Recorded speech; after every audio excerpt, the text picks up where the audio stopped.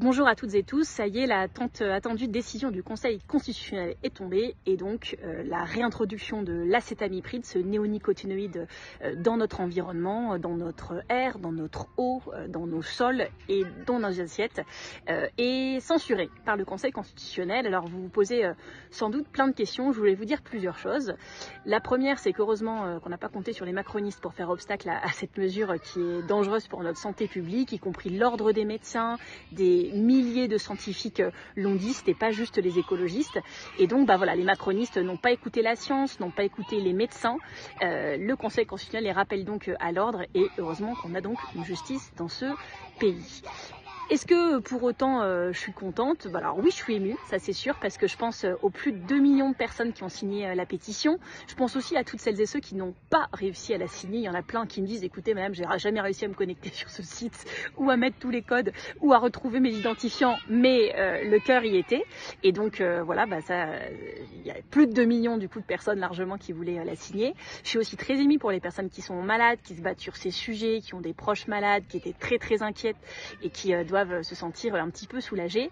Et donc voilà. Mais après, la loi du plomb, c'était plein d'autres mesures. Notamment, il y a une mesure qui disait, en gros, vous savez, pas d'interdiction sans solution. Une mesure selon laquelle, par exemple, on devrait, vous savez, encore évidemment, mettre du chlordécone dans les territoires dits d'outre-mer qui en ont suffisamment souffert. Donc c'est une mesure qui, pour nous, est incompréhensible et qui va rentrer quand même en vigueur comme des dizaines d'autres.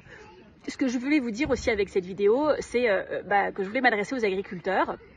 Parce que je vois bien comment ça se passe depuis des semaines, on va vouloir continuer de nous monter les uns contre les autres et moi je n'entrerai pas dans cette dialectique-là.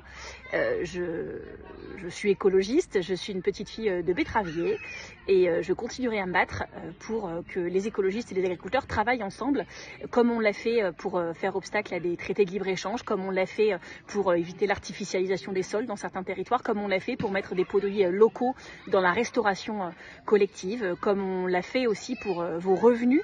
On s'est battu pour une PAC plus juste, on s'est battu aussi, on a fait adopter à l'Assemblée nationale un texte pour des revenus planchers pour les paysans et on continue de dire qu'il faut plus de recherche publique pour les alternatives aux pesticides. On avait aussi d'ailleurs, puisque j'entends beaucoup parler aujourd'hui du fait que l'acétamipride peut être quand même présente dans des produits que vous achetez au supermarché, figurez-vous que nous on avait fait des amendements à la loi du plomb pour empêcher ce qu'on appelle la concurrence déloyale et pour faire en sorte que des produits interdits sur le sol français ne puissent plus être importés par l'agroalimentaire par exemple. Et vous savez pourquoi cet amendement n'a pas pu être adopté? C'est parce qu'il y a eu cette manœuvre dilatoire qui fait que le texte n'a pas été vraiment adopté à l'Assemblée nationale. La vérité c'est que les macronistes et les porteurs de ce texte avaient tellement honte de ce qu'ils s'apprêtaient à faire, ils étaient tellement hypocrites, ils étaient lâches en fait et ils n'ont pas voulu assumer les yeux dans les yeux leur nom avec écrit à côté leurs arguments et puis qu'on pourrait ressortir dans 20 ans, tiens lui il a dit que c'était pas dangereux, lui il a voté pour et donc ils ont préféré faire ça en catimini, donc ça n'a pas permis un débat très juste et cet amendement par exemple n'a pas été adopté mais on en discute quand vous voulez. Voilà, je vous souhaite un bel été, je vous souhaite bon courage à tout le monde et on continue.